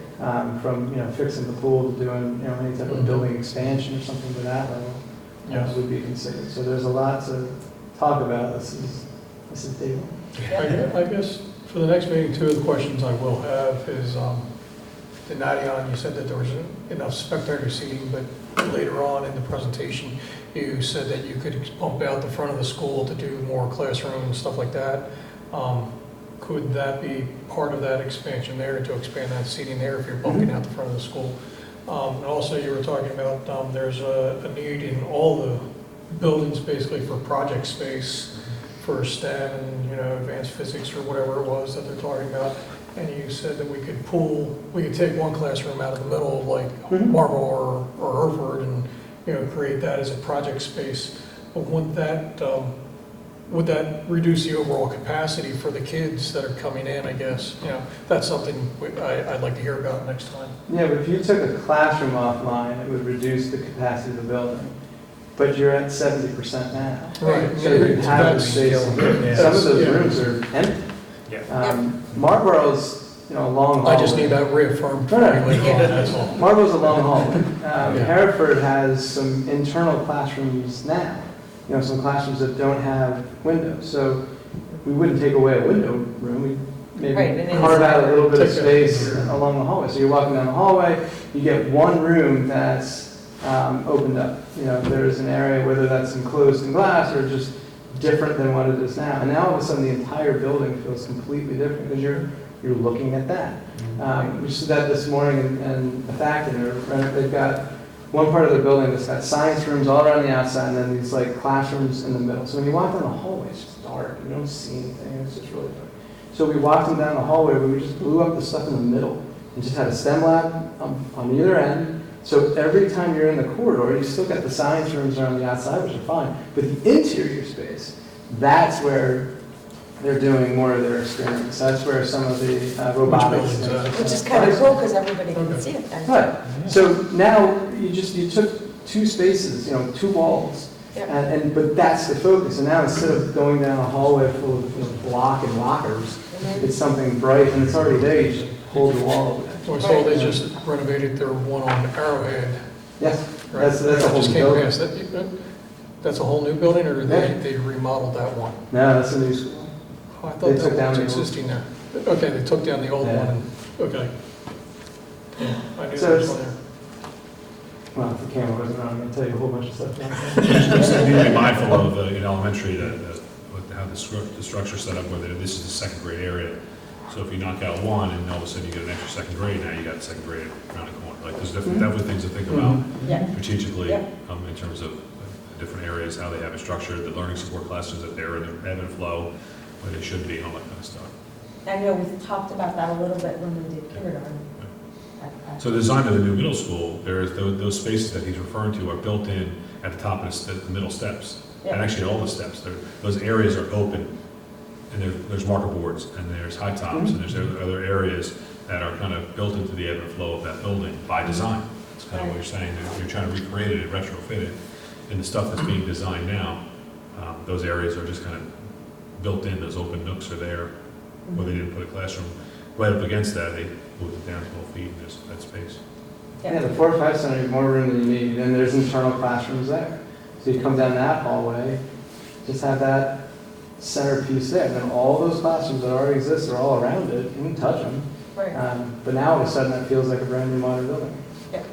And you're creating space, more importantly, you're creating spaces for teachers to bring kids into for more academic purposes. That new Arrowhead Elementary School, all the classrooms kind of surround the library and some small group rooms, and then at the end on both floors is an innovative commons, just a big open space, has storage, has a whiteboard, has a TV so they can project stuff, and they're using it for all kinds of different activities. And they have a first and second on the first floor, third, fourth, and fifth. I'm sorry, second, third, and fourth on the second one. So it can be age appropriate as well. But just having that space that they can go out to, it allows you to break outside of the classroom and have a little bit more opportunities for learning. Do you guys think it would behoove us to maybe carve out an hour to each building ahead of between now and November 28th? It doesn't have to be, just to get a feel for it, maybe. It doesn't, I don't know what you guys are available. You can usually sneak out for an hour at some point. Try to make something work, I think. All right, would you be good with that? They were Just sidebar. so, It's all right. oh, sure. Wait, I just said I thought it would be good if between now, and it doesn't just have to be us either. We were talking before about going to the buildings like we did in the very beginning. Holding a meeting in the building. Yeah, but I'd like to, I'd like to make sure, like I've been through all of them now, I think. But I think it would behoove whoever would like to come to take an hour and go through, like we just did at the high school. Mhm. But maybe between now and November 28th, or somewhere in between. It doesn't have to be by November 28th, but I thought maybe that would be a good way to do that, if somebody would be available for us to Yeah. just take a tour, just to get the feel for what we see and what's there. Mhm. Yeah, we could do that. Okay. It's not a problem. You gonna invite the other people, the other schmucks? I'll invite everyone, I'll invite everyone. There's not like there's 100 of us. Title email that. Dear I other will, schmucks. dear other schmucks. Get your butt over here. Okay. We have some Yeah, in-service 4 or to 5. do, It's going November on. 8th, as well as the 21st and 22nd, when parent conferences are going on. The buildings are a little lighter. So if you want to target, we may, if it's one of those days, 21 or 22, we can probably do 2 buildings or meet. But just an idea. Okay. I'm not sure where everybody is, but. Yeah, I just thought that might be a good, it's one thing to see them on paper, but it's another thing To to walk it actually in walk there, it yeah. and say, oh, yeah, Yeah. maybe, Like, yeah, it'll this give is us some primarily- inspiration, yeah. Yeah, that building at the high school, we Appreciate can kind it. of share a sketch or two with you ahead of time. Like, again, the library example. Yep, You don't know it's there until you're in it. yeah. But the space is great, the view is great. Mhm. Just peeling that away. And we can show you a couple different examples at, when I'm in Penns Valley, up near Penn State, where it was just an older library and just, opened up a wall, added some different areas, created some collaborative rooms for kids, basically small group rooms. We call them, principle there called supervised independence.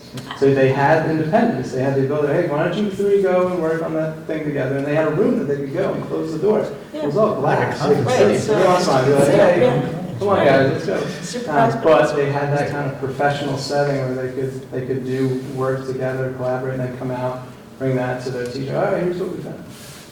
So having those types of spaces is nice. It is an existing room. You Just made it a little took a lot of different. the big, huge bookshelves that blocked everything that were empty anyway, and changed it into something else. Okay, all right, we'll see if we can set something up like that. That sounds good. I think that would be really helpful.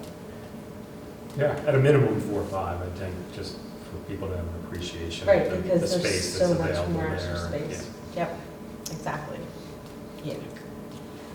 Thank you so much. Thank you. Thank you for that. Thank you. Now I'm never gonna sleep. Jeez. All right, so we will reconvene you with more ideas here, Yeah, good. and we'll work on it too. That's good. Thank you guys. Thank you. Thank you very much. Thank you. You've done a lot of work. Yeah, this is, like I said, this is kind of the beginning. Like we figured it all out. Now, what do We you can do do? it. Yeah. So, you know, that takes a little while to get to that position, but now you've got some options to consider and it's prioritizing and then starting to line them up. Prioritizing and then, you know, budget. Yeah. Yeah, that's the That's the biggest one. Which is really important. Yeah, excellent. Thank you so So I'll much give you again. Thank you, gentlemen. the see that. But again, all that stuff's on that link. All right, Yep. awesome. I love a link. All right, well, we only have one other thing to talk about.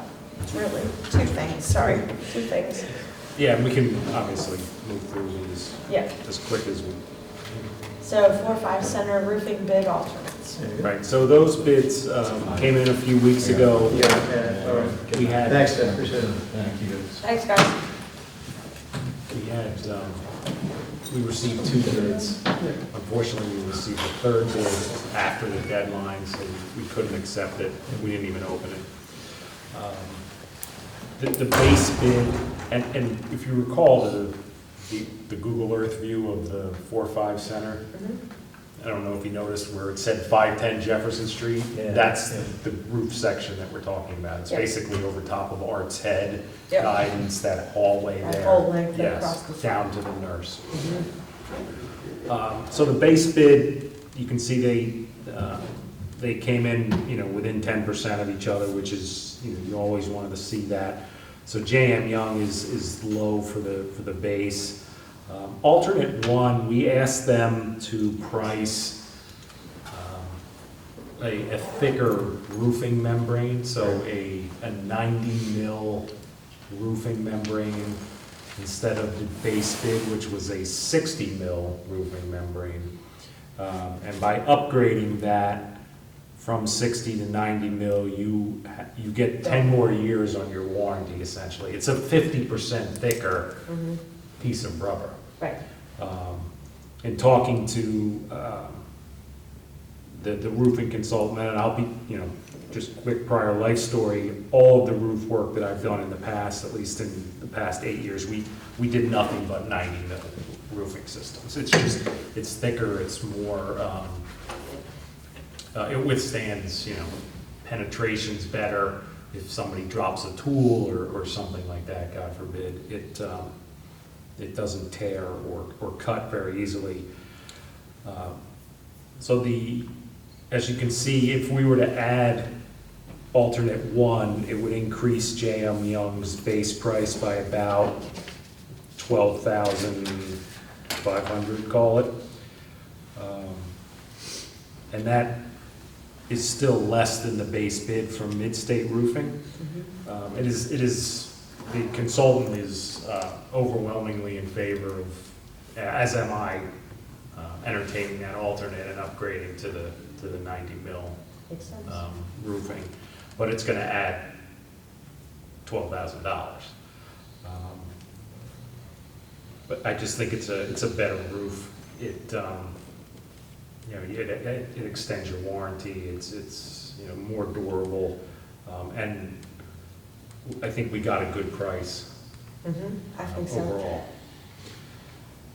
Alternate two, we don't really have to even talk about. We had taken that price just in case we were short on time Okay.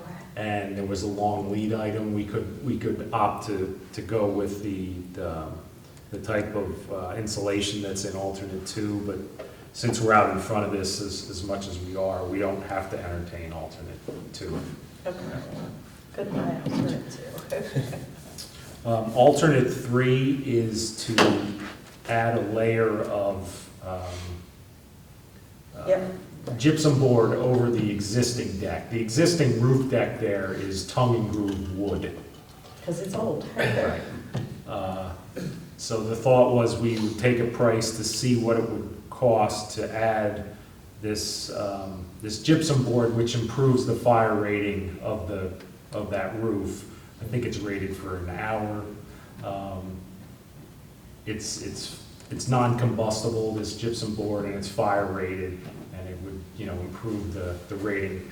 The concern is that if a fire were to get up in there and, you know, impact the wood deck, you know, the Like speed with timber. which it will spread would be much more rapid than if we add this layer of gypsum board. I did check with the local codes official, full transparency, it's not required.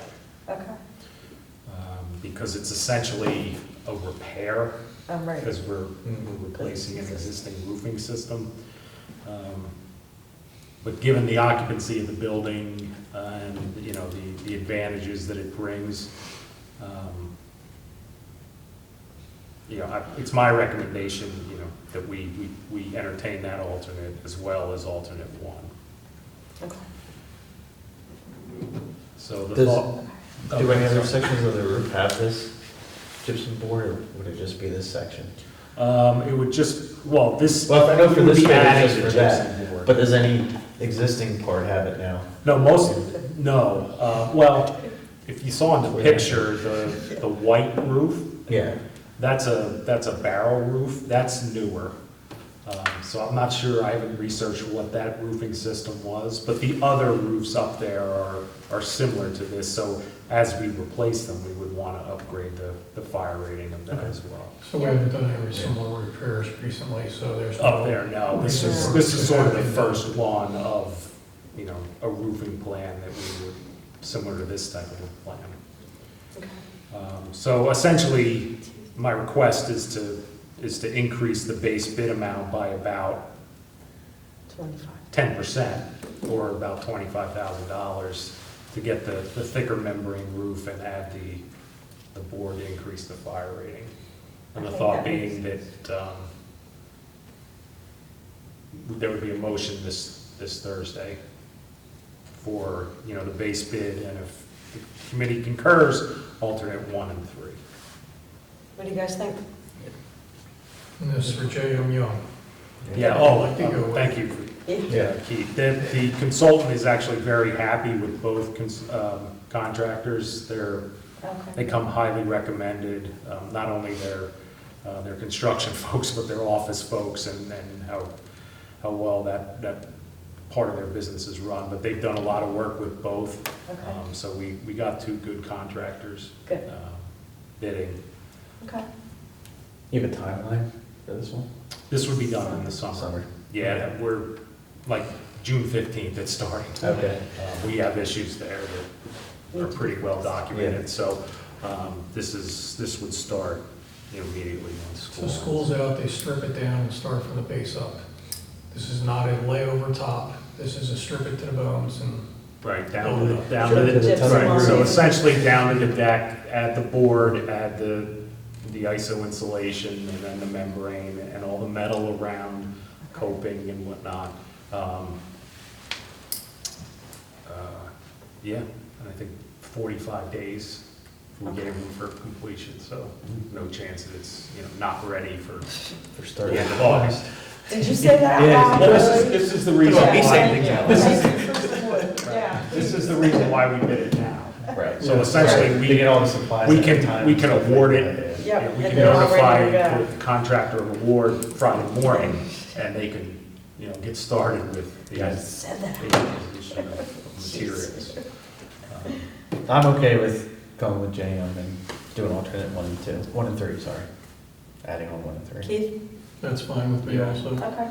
Okay. And I'm comfortable with the alternate 3 pricing, because they were both contractors were Yep, very right on close. top of that. So I'm comfortable with that we got a good number there. Yep. How many square feet is that? It's A lot. 7,000 something, I think. Okay. Yeah. Okay.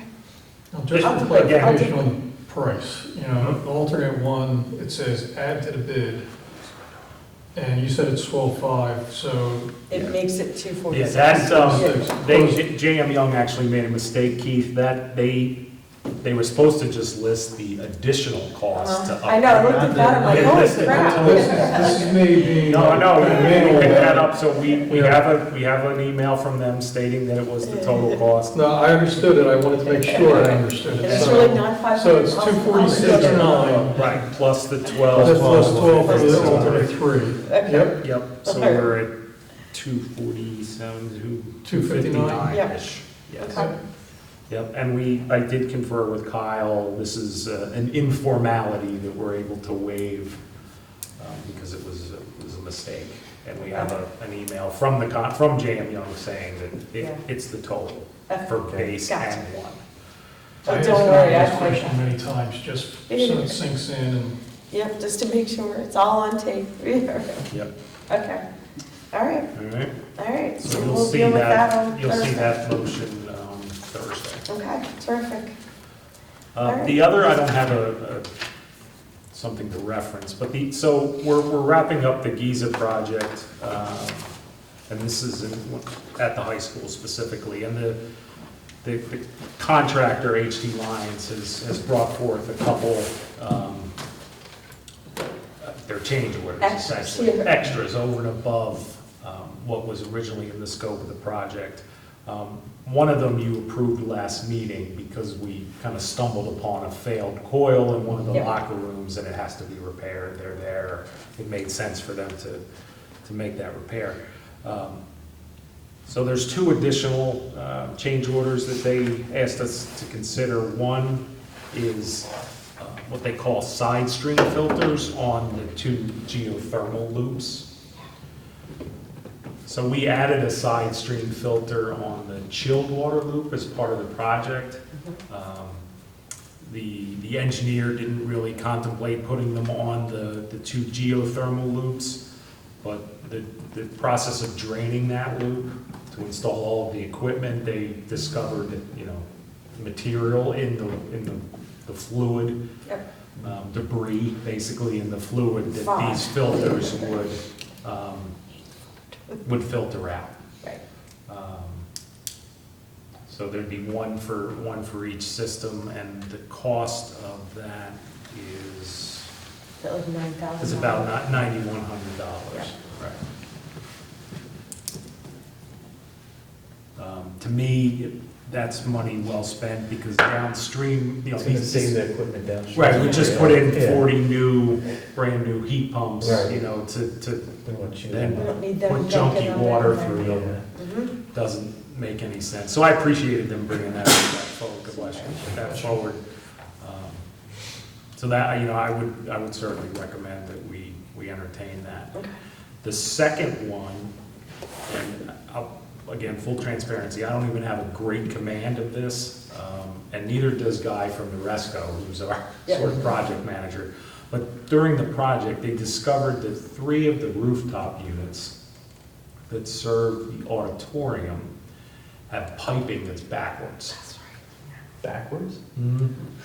It's Surprise. flowing the wrong way through valves, it's flowing the wrong way through the coils in the air handlers. It was piped backwards. Now, Yeah, and you But wouldn't it know still that. functions. Okay. so, Okay. right, so I went back to them, and this change order's spicy, because it's weeks of a union pipe fitter to correct this. Oh, that's right.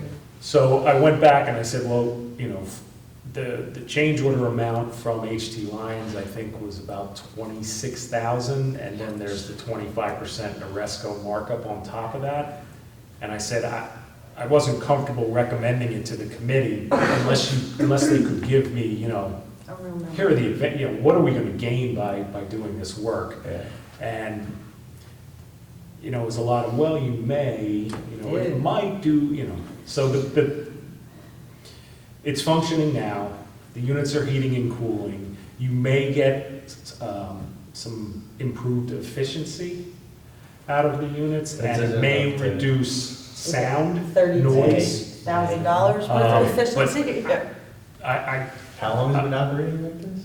yeah, a decade or 1968. more. Yeah, Okay. yeah, I don't even know Yeah. when those rooftop units were put in. They could Okay. be, I don't think they're original, but No. They're old. but long story Yeah. short is I think we need to keep track of it, and maybe if we're doing work down the, we had all those deferred ECMs, if we have another phase of the project down the road, maybe we look at it then, but And a sugar daddy. with with the benefits being kind of suspect, I couldn't recommend, moving forward with that. So I agree with you. I wanted to bring it forward and let you know If that it ain't they, broke. they were, they mentioned it, but it's just, the cost benefit to me just wasn't there. Yep. Okay. Are you guys good with that? I'm good with that. Okay. So we will not see that one on the agenda Thursday. You will not. Dana, right? any questions? That was. Okay, that just was checking. Can't just pick the unit up and, Yeah, right. Yeah, If I it's, wish. We're it's looking a at strange, this it's the a wrong strange way. anyway. Yeah. They thought it was 5 units initially, and then when they really dug into it, it turned out to be only 3 of the rooftop units, but there's still, the piping's just. the president installed it. I'm sorry. But that's all I knew. It was gonna be a long meeting, so that's really all I had, unless, That's any of fine, you folks I- have anything. I don't have anything. I just think, we just work on some time to go, even if we don't do all of them immediately, but I Mhm. think, it would be nice to walk through them and, because, I don't know if everybody's been through all of them. I know I have now, but I had plenty of years to do that. Right. I think I'm prepared for it. So, Oh, well, there you go. Okay. It's interesting. All right, I would, unless you guys have anything else, I would call for a Motion to adjourn. Second. All right, all in Get the favor? heck out of here. Aye. Thank you so much. You're welcome. It's, Thank you for staying so late. yeah, thank you guys for staying so late. Yeah. We'll, let us committee reports before the evening. That's a really good Right. thing. Yeah, we said it was okay. So Jim was- I heard already.